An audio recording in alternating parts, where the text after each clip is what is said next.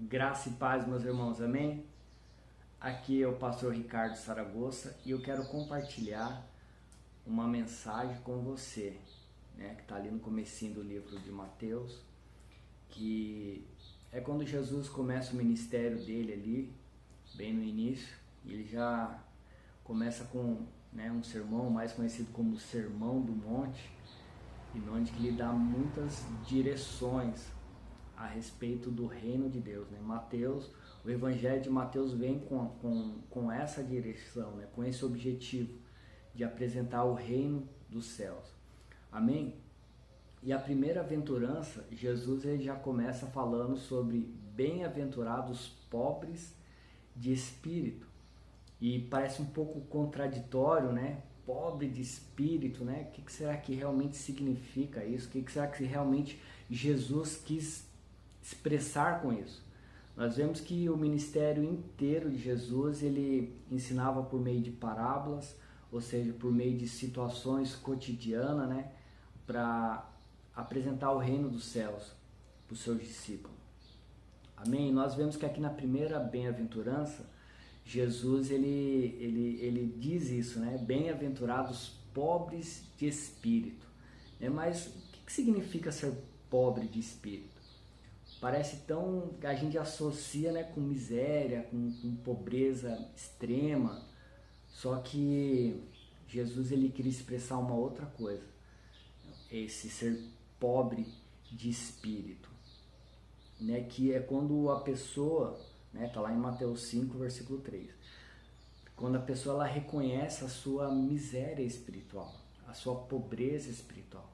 Ela reconhece que ela não tem nada para oferecer ao Senhor. Então ela reconhece a sua condição espiritual, que realmente precisa do Senhor, que realmente depende totalmente do Senhor. E a palavra de Deus diz que dos tais é o reino dos céus. Então Jesus aqui ele está fazendo um chamado a abrir o coração para uma dependência de Deus, uma dependência da vontade de Deus. Então, às vezes você pode se perguntar, ou já se perguntou, né, o que significa ser pobre de espírito. Mas primeiro ponto é esse, reconhecer a nossa miséria espiritual e que nós não temos nada de bom para oferecer para o Senhor. Então nós precisamos dele. E como a palavra de Deus diz, tudo é dele, por ele. Por ele. Ele vai usar você como canal. É dele, por ele e para ele. Amém? Não parte de nós para ele. Por isso que nós temos que ter uma dependência. Por isso que nós temos que reconhecer a nossa miséria espiritual e ter uma dependência dele. Porque nós buscamos dele e oferecemos para ele. Dele, por ele, né? Passa por nós e para ele. Amém? Outro ponto muito importante é reconhecer, é ser humilde. Jesus está apontando para isso. O ser humilde. E o ser humilde aqui não é a carência, né? A necessidade de bens materiais, né? Porque geralmente nós associamos isso, né? Humildade, pobreza, e não tem nada a ver com isso. A humildade aqui, ela fala de abrir mão do orgulho, do ego, sabe? Daquilo que você construiu com a força do seu próprio braço, isso não ter valor nenhum. Lógico que você tem que zelar e guardar por tudo que você conquistou, tudo aquilo que você deseja conquistar, mas que a sua força não esteja baseada naquilo que você conquistou, né? Baseado no seu orgulho, ó, eu posso, eu faço, se não fosse eu. Então, a humildade aqui que Jesus está nos chamando é abre mão do seu orgulho. Abre mão do seu orgulho e cria uma dependência de Deus. Porque as coisas dessa terra são passageiras. Mas quando eu sou pobre de espírito, sabe, eu reconheço a minha miséria espiritual, sabe, realmente eu sou humilde. Humilde é o quê? É reconhecer o outro superior, né? Uma vez um pastor me falou algo, e é dentro do curso de teologia que ele estava fazendo, e ele já chegou na sala assim com uma pergunta: quem aqui já foi humilhado? Eu, inclusive, levantei a mão, né? Eu acho que 100% da sala, ou talvez 99% levantou as mãos.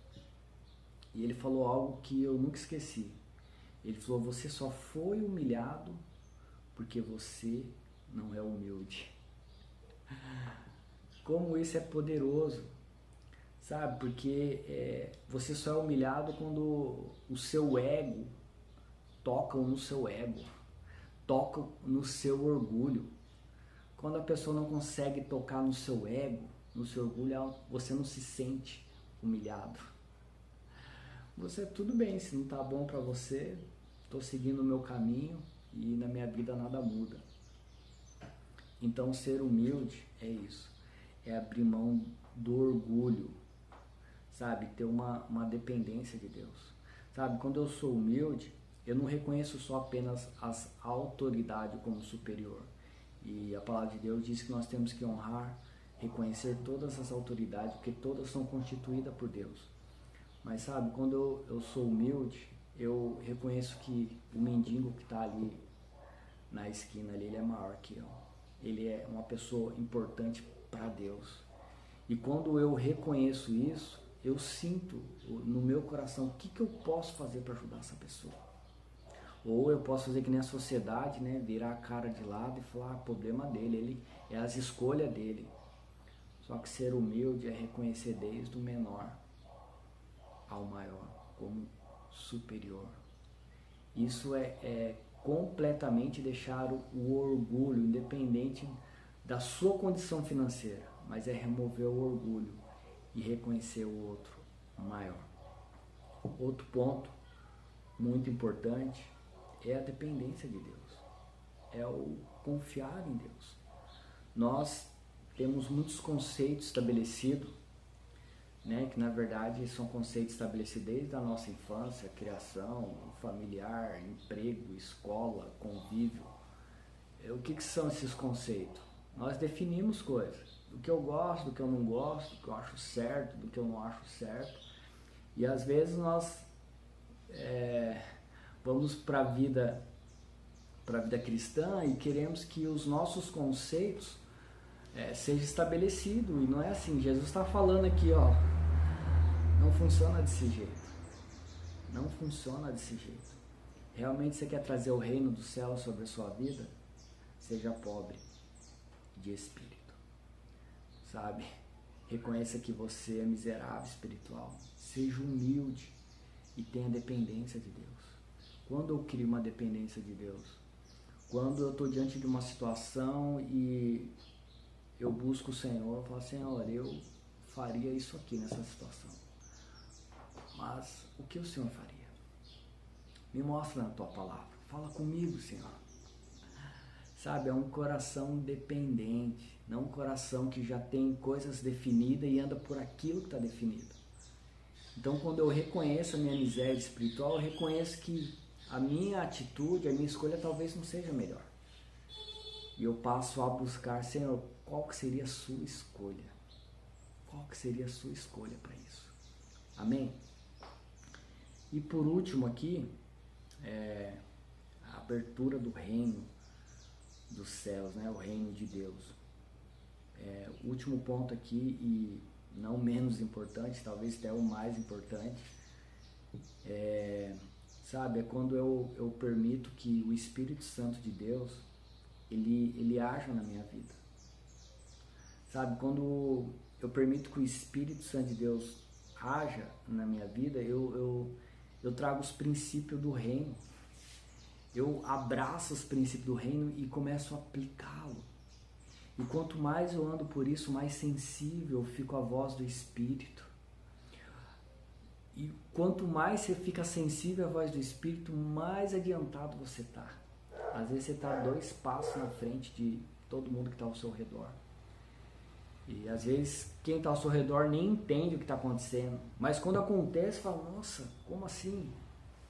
Então, sabe, traga os princípios do reino para a sua vida, permita que o Espírito Santo ele mova na sua vida e através da sua vida. Reconheça a sua pobreza espiritual, reconheça que você depende de Deus, sabe, que você possa ser humilde, reconhecer que o outro é maior, sabe, que você possa abrir mão do teu orgulho, da tua vontade própria, e que os princípios do reino dos céus seja estabelecido na tábua do seu coração. Amém? Que essa palavra, ela como uma espada de dois gumes, ela possa trazer discernimento para você, daquilo que é a sua vontade, daquilo que é a vontade de Deus. E Deus te abençoe grandemente em Cristo Jesus. Esteja sempre conectados com Jesus. Pastor Ricardo Saragossa, Igreja Conectados com Jesus. Valeu!